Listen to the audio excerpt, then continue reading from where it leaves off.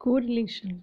Correlation is a statistical technique which measures the strength of relationship among quantitative variables. Here, the term relationship means the tendency of the variables to move together.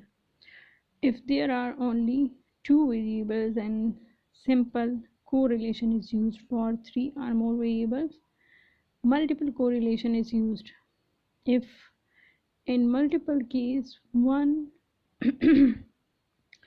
is interested in few variables and the rest of the variables are kept constant, then partial correlation is used.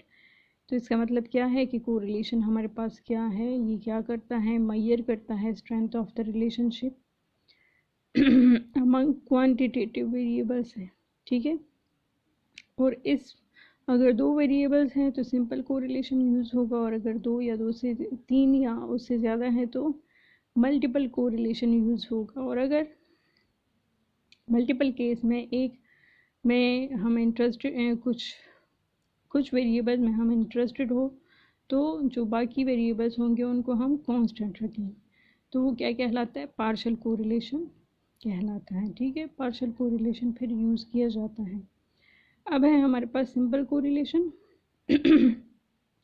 Statistical technique which measure the strength of the relationship between two quantitative variables. तो दो quantitative variables के दरमियान में जो strength of relationship major किया जाता है वो क्या कहलाता है, सिंपल कोरिलेशन कहलाता है।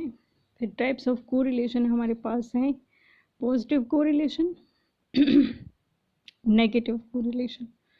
पॉजिटिव क्या है कि if two variables moving in the same direction both increase और बोथ डिक्रीज, इसका पॉजिटिव कोरिलेशन। जैसे कि हमारे पास क्या है, demand of cold drinks increases with the increase in temperature.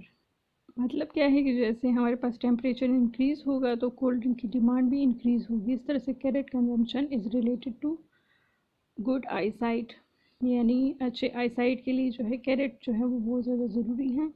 इस तरह से cigarette smoking is related to heart disease, ये एक दूसरे के साथ रिलेटेड है।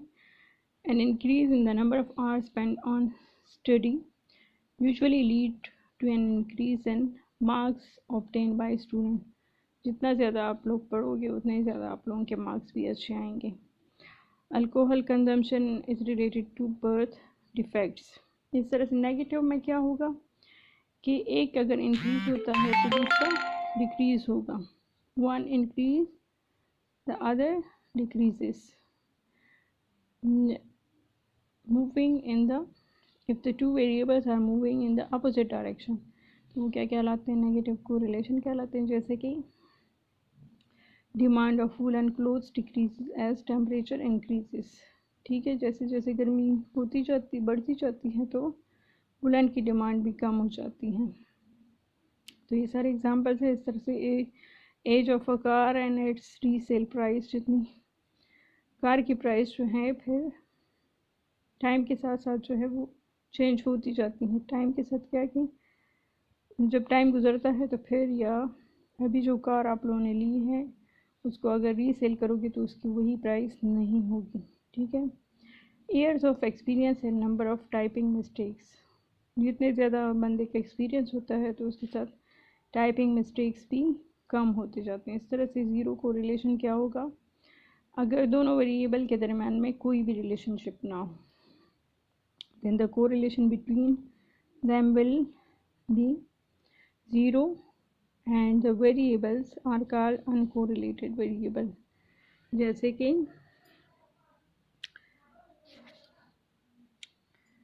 कि हमारे पास है the circumference of head and marks obtained by student, तो इन दोनों का एक दूसरे के साथ कोई रिलेशनशिप नहीं है। इस तरह से sale of woollen sweaters and sale of Bata shoes, तो ये भी एक दूसरे के साथ कोई इनका रिलेशनशिप नहीं है।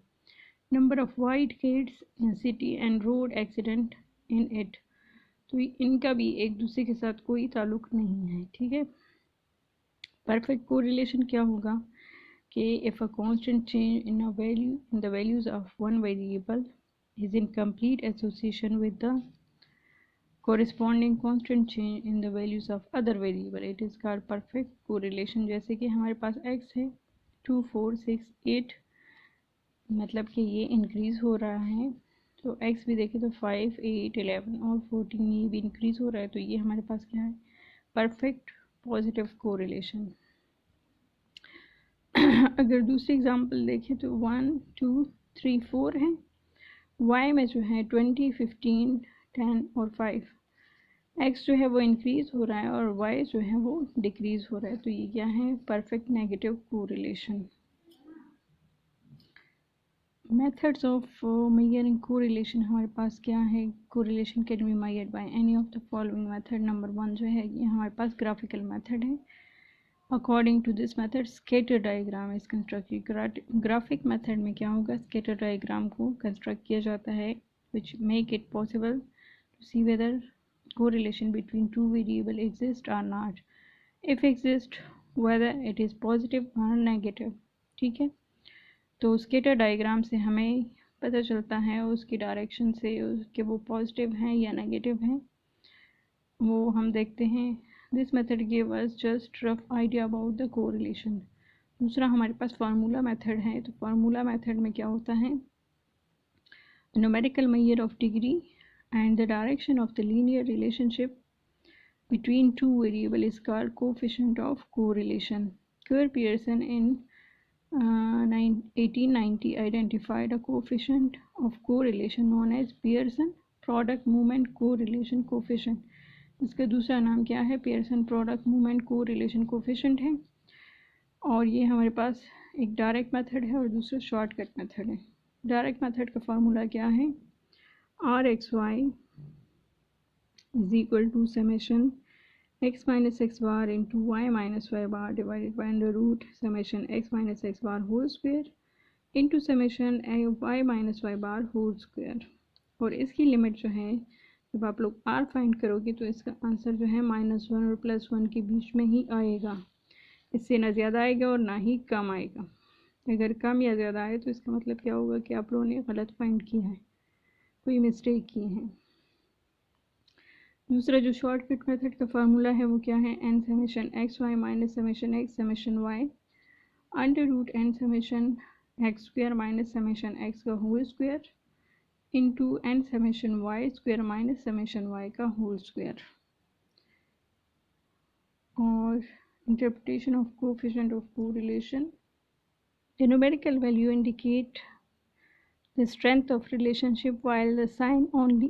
न्यूमेरिकल वैल्यू क्या इंडिकेट करता है कि स्ट्रेंथ ऑफ रिलेशनशिप, जबकि साइन जो है only indicate direction of the relationship को शो करता है। तो अगर R X Y is equal to 0 आ जाए तो इसका मतलब क्या होगा, कोरिलेशन 0 है, X and Y are uncorrelated. अगर आर एक्स वाई जो है ग्रेटर देन 0 आ जाए तो इसका मतलब क्या होगा, correlation is positive. Less than 0 आ जाए तो इसका मतलब क्या होगा, correlation is negative. Equal to 1 आ जाए तो इसका मतलब होगा there is perfect positive correlation. -1 इसका मतलब क्या होगा कि परफेक्ट नेगेटिव कोरिलेशन है।